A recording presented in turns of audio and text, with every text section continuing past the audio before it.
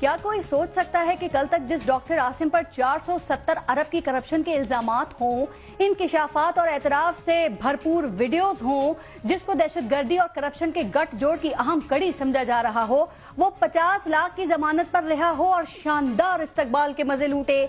क्या कोई सोच सकता है कि कल तक जिस शर्जील इनाम मेमन का नाम करप्शन की अलामत के तौर पर लिया जाता रहा हो, वो 20 लाख की जमानत पर खुद को मजलूम साबित करे और झूठे इल्जामात पर हुकूमत को आड़े हाथों ले? क्या कोई सोच सकता है कि रंगे हाथों पकड़ी जाने वाली अयान अली मुल्क से बाहर और हाजियों के साथ फ्रॉड का लेबल रखने वाले हामिद सईद काज़मी जेल से बाहर हों?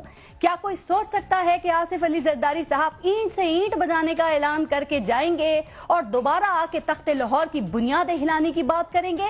अगर कोई ये सब नहीं सोच सकता तो अब सोच ले, बल्कि देख भी ले कि जो रेंजर्स करप्शन की ईंट से ईंट बजाने के लिए डॉक्टर आसिम और शर्जील मेमन के दफ्तर, घर और दोस्तों, रिश्तेदारों के घरों पर छापे मार रही थी, वही रेंजर्स अब प्रोटोकॉल दे रही है।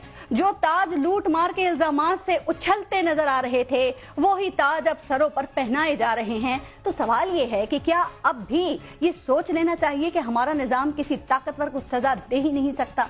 कहा जाता है कि लूटो मुल्क से फूटो, पकड़े जाओ, जमानत कराओ, ताज पहनो, फिर मैदान में आओ, मजलूमियत का सियासी इंतकाम का गीत गाओ, दोबारा कोई वजारत लो, फिर लूटो, फिर फूटो, और यही होता रहा है और यही होता रहेगा। तो फिर सवाल ये है कि एहतसाब के नारे, वादे और दावे कहां गए?